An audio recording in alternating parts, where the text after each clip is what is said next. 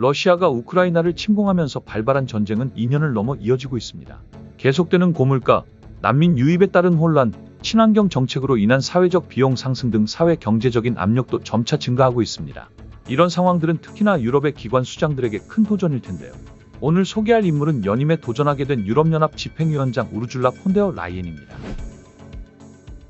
포브스가 선정한 세계에서 가장 영향력 있는 여성 100인 명단에 2022-2023년 2회 연속 기름을 올린 우르줄라 폰데어 라이엔. 그녀는 독일 정치인으로 독일 기독교 민주연합과 제휴 관계인 범유럽 정당 유럽국민당 소속입니다. 폰데어 라이엔은 1958년 벨기에에서 태어나 13살까지 그곳에서 살았습니다. 그녀의 아버지가 식품회사인 발센의 최고 경영자로 선임된 뒤 독일 하노버 지역으로 이사했죠. 부친인 에른스트 알브레이트는 1976년부터 1990년까지 독일 니더작센주의 장관을 역임했습니다. 그리고 1980년 당시 CDU 의장이던 헬무트 콜의 지지를 받아 CDU 총리 후보로 출마했지만 패배했습니다. 부친은 1990년 선거에 다시 한번 도전했지만 이번엔 나중에 독일 총리에 오른 게르히르트 슈레더에게 밀려 고배를 마십니다. 정계에 입문한 부친을 따라 벨기에에서 독일로 이주한 폰데어 라이엔은 괴팅겐대에서 경제학을 전공했는데 당시 서독에선 공산주의자들의 테러 위협이 점점 커지고 있었습니다. 1978년 서독의 극좌파 무장단체인 적군파가 그를 납치할 것이란 소식을 접한 폰데어 라이엔은 영국 런던으로 몸을 피했고 가명을 사용하며 지냈습니다. 1979년 다시 독일로 돌아왔지만 귀국 후에도 몇 년간 경찰의 경호를 받아야 했죠. 독일로 다시 돌아온 그는 하노버 의대에서 공부를 했고 의사로 활동하게 됩니다.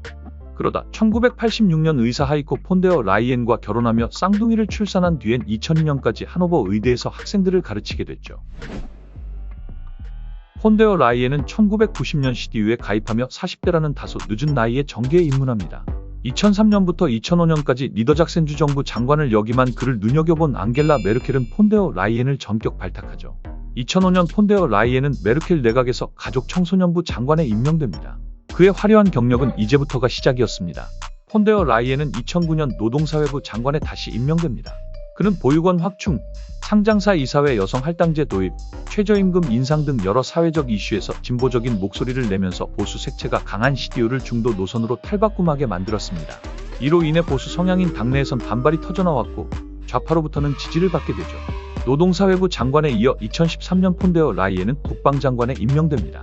메르켈 독일 총리는 폰데어 라이엔을 차기 독일 대통령 후보로까지 고려했지만 당내 보수파의 반대로 인해 그는 결국 후보로 나서지 못했습니다.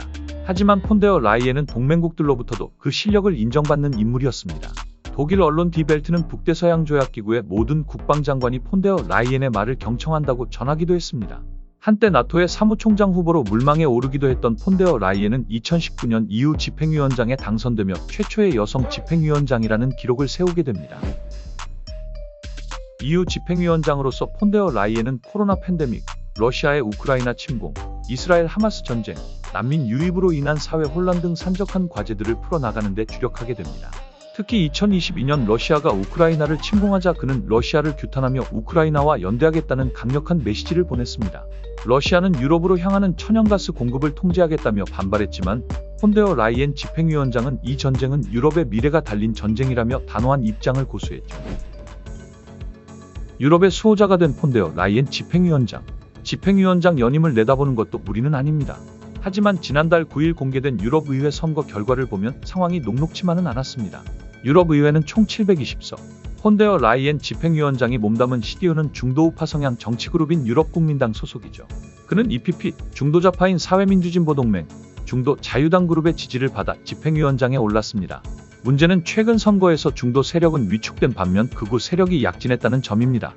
조르자 멜로니 이탈리아 총리가 몸담은 정당, 이탈리아 형제들이 속한 유럽 보수화 개혁은 69석에서 73석으로 세를 불렸고 프랑스 극우 정치인 마린 르펜의 국민연합에 압승에 힘입어 극우 정치그룹인 정체성과 민주주의 또한 49석에서 58석으로 의석수가 늘어났죠.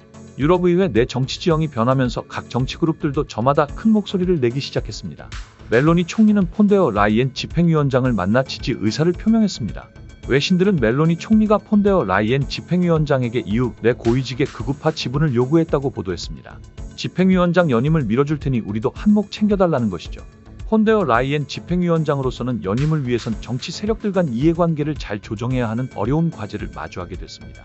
극우 또는 좌파와 손을 잡을 경우 연정을 구성했던 기존 중도 성향 의원들이 이탈할 가능성도 고려해야 하기 때문입니다. 이런 가운데 지난달 27일 벨기에 브뤼셀에서 열린 EU 정상회의의 첫날 폰데어 라이엔을 차기 집행위원장으로 추천하기로 합의한 것으로 알려졌습니다. 폰데어 라이엔으로서는 연임을 위한 큰 문턱을 넘어선 셈입니다. 폰데어 라이엔 집행위원장은 7월 예정된 유럽회의 본회의 인준투표에서 720석의 과반인 361표 이상을 획득해야 연임에 성공할 수 있습니다. 연임이 확정되면 오는 11월 1일부터 향후 5년간 두 번째 집행위원장직을 수행하게 됩니다.